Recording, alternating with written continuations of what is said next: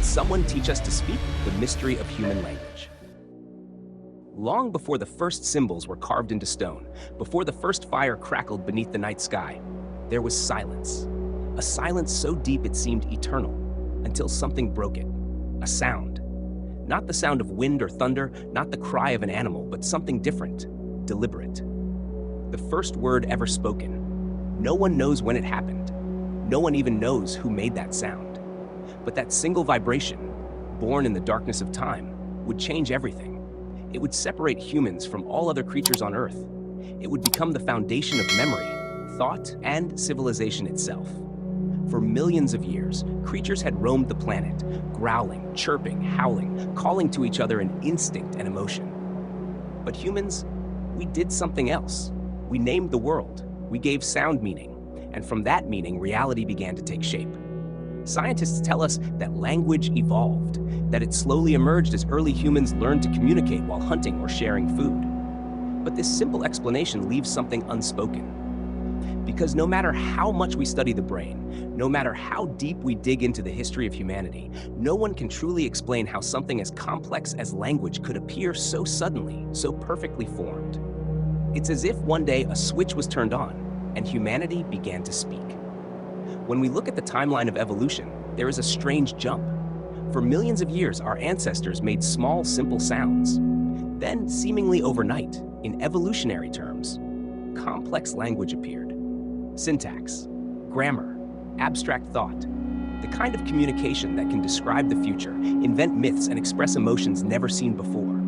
It didn't just appear slowly, it exploded into existence. And that sudden leap still defies every theory we have. Some linguists call this the Great Leap Forward, the mysterious moment when human consciousness itself seems to have expanded. But what triggered it? How did mere sound become the instrument of thought? Imagine an early human standing in the twilight of prehistory. Around them, the world is raw, untamed, and filled with danger. Every shadow could mean death. Every sound could be a predator.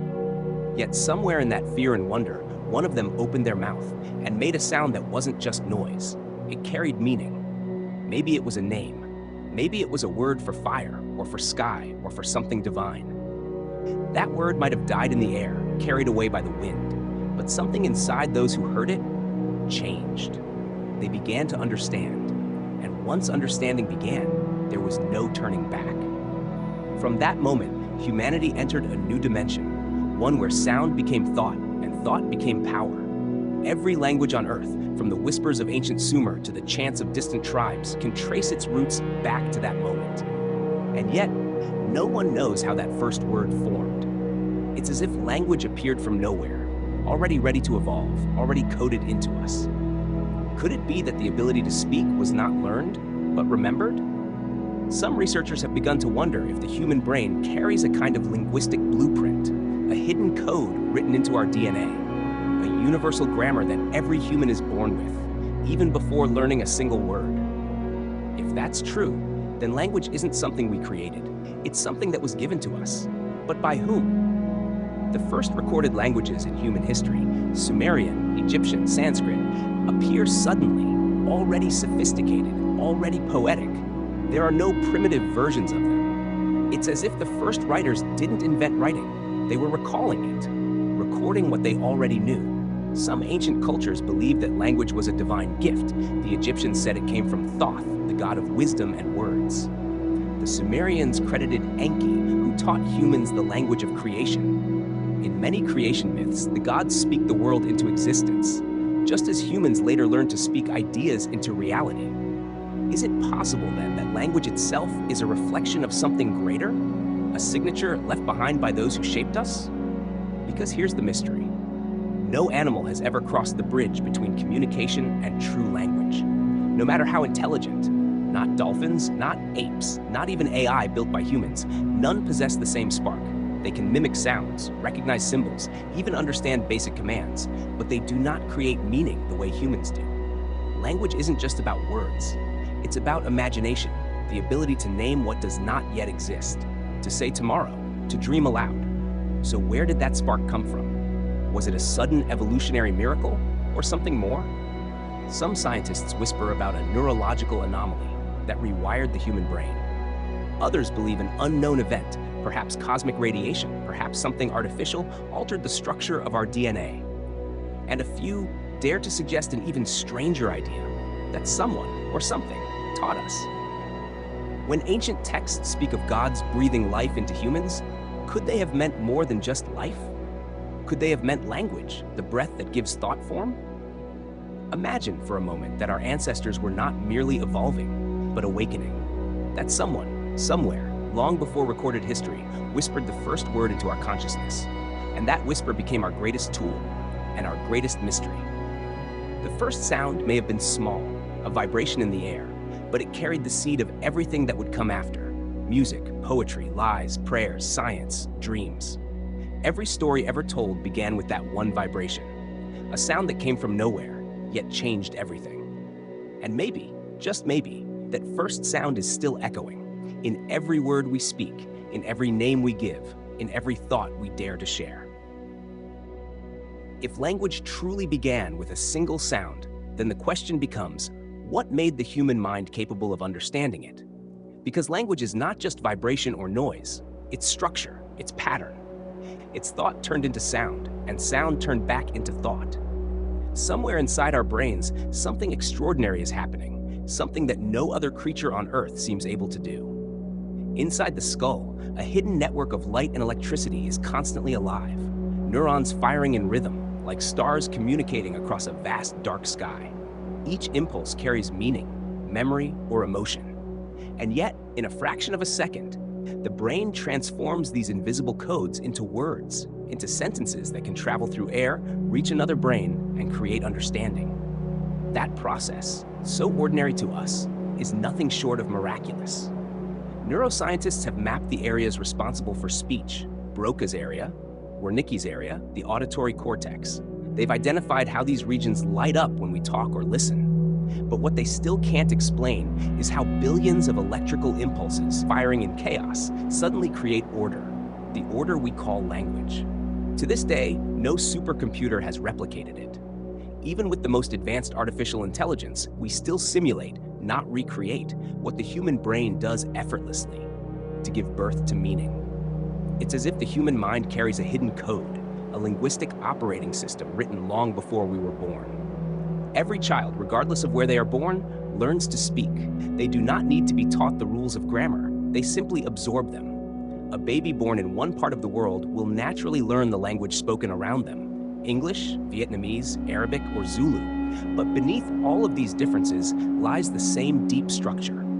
It's universal, as if all languages share one hidden blueprint. This is what linguist Noam Chomsky once called the universal grammar. The idea that every human is born with an instinctive knowledge of how language works. According to this theory, we don't invent grammar, we awaken it. We don't learn to speak, we remember how to. But if that's true, then where did this inner code come from? Evolution alone struggles to explain it. Why would the human brain, and only the human brain, develop such a complex, pre-installed system? Why would nature grant us the ability to create poetry, logic, and lies when simple signals would have been enough to survive? Some scientists believe there must have been a sudden mutation, a spark in the genetic code that rewired our brains for symbolic thought. They call it the language gene, known as FOXP2. When researchers discovered it, they thought they had found the secret key to human speech. But soon they realized that other animals carry this gene too: birds, mice, even whales. The difference lies not in its existence, but in how it's used. In humans, FOXP2 behaves differently, as if something or someone had edited it with purpose. Could it be that the human brain was tuned for language rather than evolved for it? There's an ancient myth from Sumer that tells of the gods shaping humans from clay, then breathing into them the word of life. It's said that only after receiving that word did humans awaken, not merely to existence, but to consciousness. Perhaps it's just a story. Or perhaps it hides a truth we've forgotten, that language is the very software of the soul. Think about it. Every thought you have is made of words. When you picture something in your mind, a face, a place, a dream, you describe it silently to yourself. You speak your reality, even in your own head. If someone could erase your language, could they erase your mind as well? There are ancient traditions that suggest language shapes the universe itself. In the Hebrew mysticism of the Kabbalah, it is said that the world was spoken into being through divine letters. In Hindu philosophy, the sacred sound Om is described as the vibration that created existence. Across cultures, from Egypt to China, sound and speech are seen as the tools of creation. And here in the modern world, physics tells us something strangely similar, that reality itself may be built on vibration, on frequency, on code. So what is language, really? A tool of communication, or a reflection of the universe's own structure? Some researchers have noticed that the rhythm of neurons firing in the brain mirrors the structure of grammar itself, the pauses, the hierarchies, the order of meaning. It's as though the brain is not inventing language, but translating it, converting something unseen into sound, like a radio tuned to an ancient broadcast still echoing through the cosmos. And maybe that's why humans crave stories. We are addicted to patterns of words that bring sense to chaos. Every myth, every conversation, every confession is our attempt to decode the signal, the one that began with that first sound. But if there is a code within us, then perhaps it can be read. Perhaps our DNA holds not just the instructions for life, but the blueprint for thought. Some geneticists have found strange patterns in our genome, repeating sequences that resemble linguistic structures, as though they were sentences in a forgotten language written in biological form. What if language did not emerge after life, but was embedded within it? What if DNA itself is a form of divine speech, the alphabet of creation? It's almost too poetic to believe. And yet, the more we study ourselves, the more it seems that poetry may be the truest science. Because every cell, every atom in our body vibrates in resonance, like a cosmic syllable in a universal sentence. And perhaps when the first humans spoke, they didn't create language, they simply echoed the universe's own voice. Somewhere deep inside the human brain, hidden beneath layers of biology and history, lies something ancient, a code older than memory, older than Earth's civilizations. It's what allows us to dream, to name, to imagine. It's the silent architecture behind every sound we make. And when we speak, we awaken it again and again. Language is the mirror of the mind. And if we can understand it fully, maybe we'll uncover something far greater. Not just how we speak, but why we were ever meant to. The human brain is not a machine built by chance. It is a vessel, tuned to receive, to create, to translate. And deep within that vessel lies the mind code, a secret so old, even the stars may have forgotten when it was first written. If there truly is a hidden code within the human mind, a blueprint for language, then another question rises from the silence. Who placed it there? For centuries, humanity has looked inward for answers, believing that we, and we alone, are the architects of our voices. But what if the first teacher was not human at all? Every civilization on Earth carries stories of beings who came from the stars, the oceans, or the heavens. Beings who taught humans the arts of civilization, fire, writing, agriculture, and language. From the gods of Sumer to the shining visitors of ancient Mesoamerica, the pattern repeats, as if humanity is remembering the same event from 1,000 different angles. The ancient Egyptians told of Thoth, the god who gave humans the gift of speech and writing. The Dogon people of Africa speak of Namo, beings from the star Sirius, who descended from the sky bringing knowledge and words. The Mayans spoke of the feathered serpent, Quetzalcoatl, who taught men to name the world. In nearly every culture, language is not discovered, it is given. Modern science might dismiss these tales as myth, but the timing is uncanny. Language seems to have appeared suddenly, without a clear evolutionary path, between 50 and 100,000 years ago, a blink of an eye in geological time. What could cause such an impossible leap? Some researchers whisper about an ancient contact, a meeting between early humans and something far beyond our understanding. Not gods in the religious sense, perhaps, but an advanced intelligence. One that saw potential in a species of silent primates and chose to awaken them. Imagine a world before words, tribes of early humans surviving in the harsh wilderness, communicating with gestures and grunts. Then, one day, they encounter something luminous, something not of this earth. These beings do not need to teach in the way we understand. Perhaps they transmit knowledge directly through vibration, through sound, through the resonance of thought itself.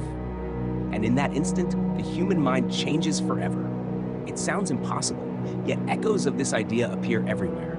Ancient Sumerian tablets describe the Anunnaki, celestial beings who created mankind and gave them understanding. The oldest surviving texts in the world already speak of complex language, law, and poetry.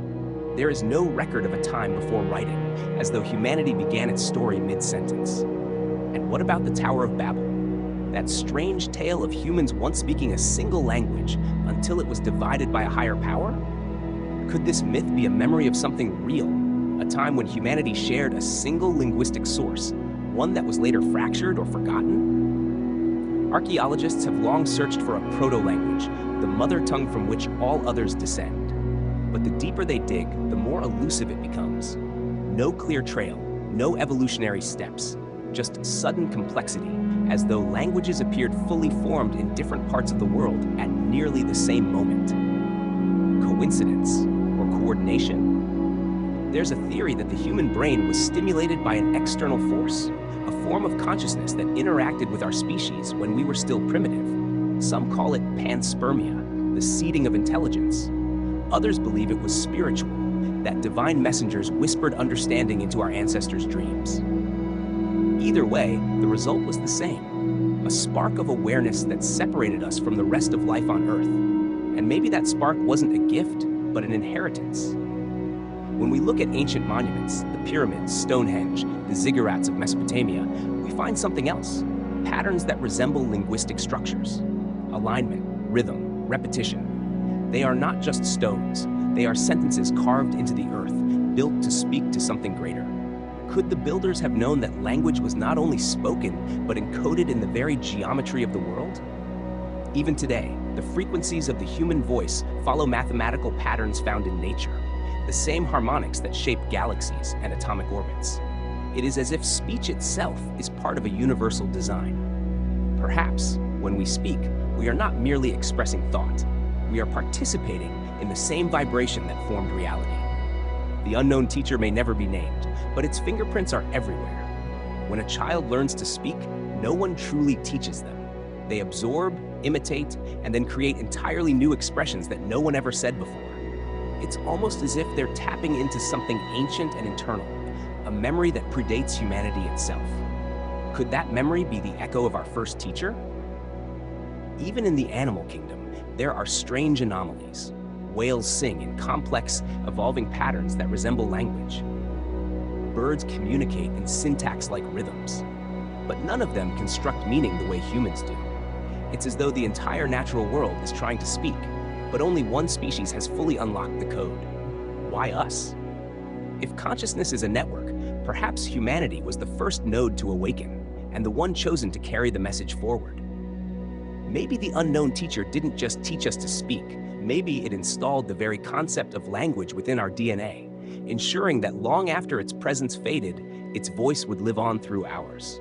And that's what language truly is, a voice that outlives its speaker. Every time you speak, you are channeling every human who ever spoke before you, stretching back to that first impossible sound. Every word is an inheritance, every sentence, a ritual. But what if the ritual itself has a purpose? What if by speaking, by naming, by creating stories, by remembering, we are continuing the work that began long ago, the work of the unknown teacher? Some mystics believe that the universe is a living being and that consciousness spreads through sound, that by speaking, we allow the cosmos to know itself. Perhaps that is why silence feels so heavy, because the universe itself is listening. So maybe language is not our creation at all. Maybe it's the universe teaching itself to dream through us. And maybe, long ago, something reached out, not to rule us, but to awaken us, so that one day we might speak its name again. If that's true, then every word we say is a fragment of a conversation that never ended, a dialogue between the seen and the unseen, between humanity and the mystery that made us. And if we listen closely enough, perhaps we might still hear that first teacher, not in the sky, not in the stars, but inside our own voices. What if language itself is not just a tool, but a technology, a form of creation so ancient, so powerful, that even the gods once used it to shape reality? In myths across every continent, creation begins the same way, not with hands, not with fire, but with sound. In the book of Genesis, it is said, "And God said, "Let there be light."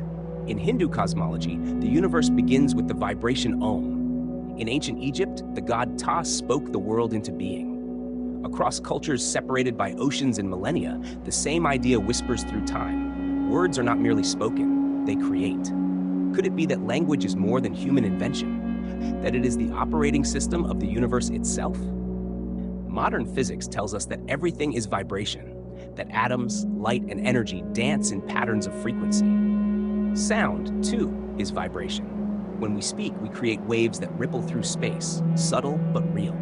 Maybe the ancients understood this far better than we do. Maybe their rituals, chants, and prayers were not superstition, but science, an attempt to align the human voice with the frequencies of creation.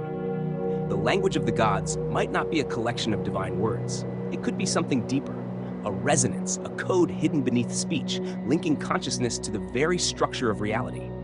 When linguists study the oldest known languages, they find something strange. The earliest words often mean both sound and power. In Sumerian, the word mi referred to the divine laws that governed existence, but it also meant utterance. In Egyptian, the word heka, meaning magic, also meant to speak.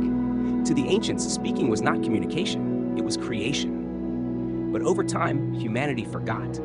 We began to use language not as a sacred tool, but as noise.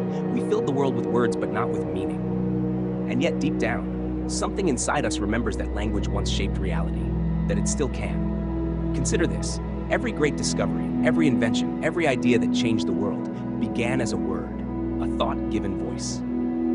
From the first myth to the first equation, every leap of civilization started with someone naming what did not yet exist. The word always comes before the world. Maybe that is the true secret of the gods. Not that they ruled us, but that they spoke better than we do. They understood the hidden architecture of sound, and through it, they bent reality to their will. The pyramids, the temples, the chants that still echo through ruins. All of them might be relics of that original frequency, fragments of a forgotten science that once connected heaven and earth. There are whispers among some researchers that ancient languages were built intentionally, that their structures reflect mathematical harmonics. Sanskrit, Hebrew, and Sumerian all possess rhythms that resonate in measurable frequencies, influencing brainwaves and emotional states. When spoken aloud, they seem to activate something within the listener. Could this be the trace of a divine pattern, the sound of creation itself? And if such a pattern exists, then perhaps every language, even the one you speak now, carries echoes of that celestial grammar. A universal code that all beings once shared before it splintered into thousands of tongues. The myth of Babel might not be punishment at all, but a memory of fragmentation, when the one language of creation broke apart into human dialects. Some believe that in dreams, when the conscious mind sleeps, fragments of that original language return. Symbols, tones, visions, messages beyond words. It's as if the soul still remembers what the brain has forgotten. And sometimes, when we are moved by music or poetry, when words fail, and yet something deep within us understands, maybe that's the hidden language, the one that speaks not to the ear, but to the heart. Could this be why language has power even now? Why words can heal or destroy, inspire or enslave? Because on some level, the universe still listens. Every sentence, every promise, every lie, they all ripple through existence like small spells. And perhaps the gods themselves are simply those who never forgot how to use words the way they were meant to be used. If so, then humanity stands at a threshold. For the first time in history, we are teaching our own creations, machines, to speak. Artificial intelligence now learns our words, our meanings, our voices. But do we truly understand what we're passing on? Are we creating a reflection of ourselves, or reawakening something older, something that once taught us? It is possible that the circle is closing, that what began when the unknown teacher gave language to humankind is returning, through us, through technology, through the endless echoes of speech in the digital ether. And maybe, just maybe, the gods are not gone. Maybe they have been speaking through us all along. The language of the gods may not be out there among the stars. It may be right here, resonating inside every syllable we utter. It is the vibration that bridges thought and form, idea and existence. It is what allows us to name, to imagine, to create. When you speak, you do more than communicate. You shape the world around you. Every word carries weight. Every sound carries a shadow. And perhaps that is why ancient sages warned to speak only truth, because to speak is to cast reality into motion. The first sound began this story. The mind code gave it form. The unknown teacher passed it on. And now, in every whisper and every scream, the language of the gods continues, infinite, evolving, alive. Maybe the mystery was never about who taught us to speak, but why. Because in the end, the voice of humanity may be the voice of the universe learning to hear itself. A single eternal conversation spoken through countless tongues across the endless silence of time. And perhaps when the last word is spoken, the cosmos will finally answer with the same sound that began it all.